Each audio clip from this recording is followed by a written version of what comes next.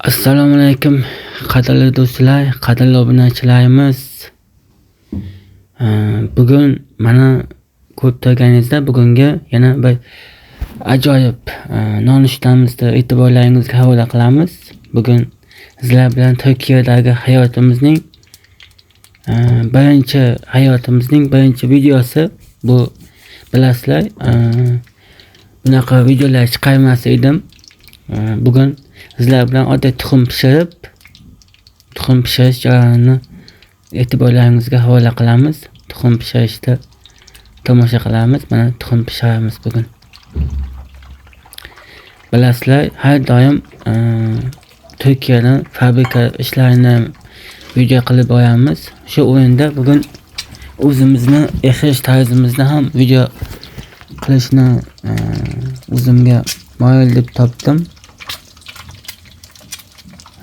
Qiziqqanlar albatta tomosha qilib o'z fikringizni qoldirasizlar. Kamchiliklar biz oldindan uzr so'rab qolamiz. Hurmatli obunachilarimiz, kanalimga yangi bo'lsangiz obuna bo'lasizlar. Mana bugun tuxum pishiramiz. Bugun mana shunaqa tuxumlarni pishirib, ertalabki nonushta bu. Ertalabki nonushta.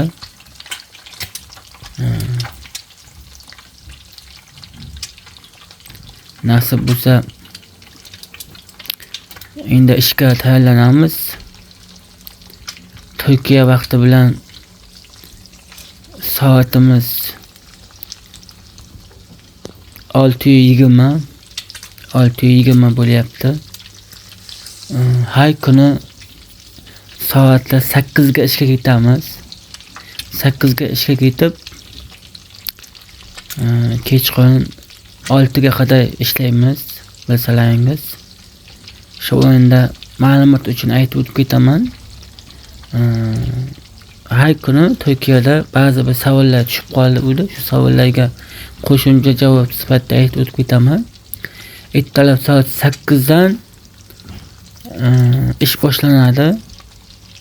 Soat 8 da ish boshlanadi. Soat 10 da choy vaqti, 15 minut. 10 dan 15 ta o'tganda yana ishimiz boshlanadi.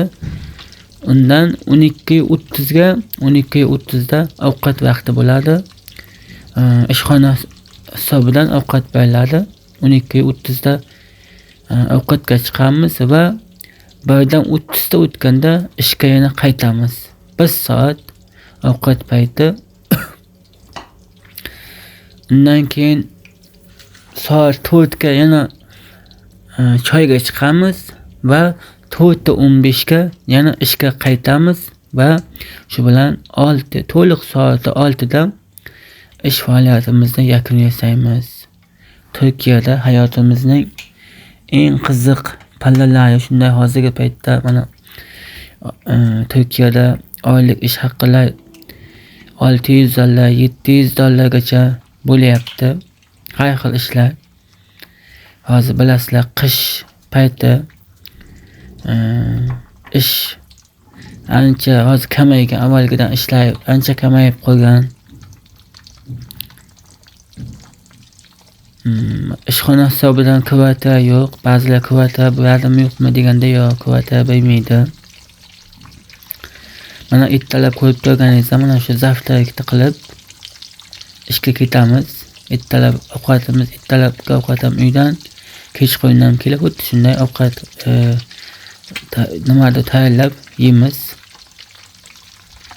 Ishga borib kelamiz, yetib kunimiz o'tadi. Mana sizlarga bugungi videomizda mana shu uydagi dasturimizni havola qilyapmiz. Uyimizdagi bugungi yashash sharoitimiz.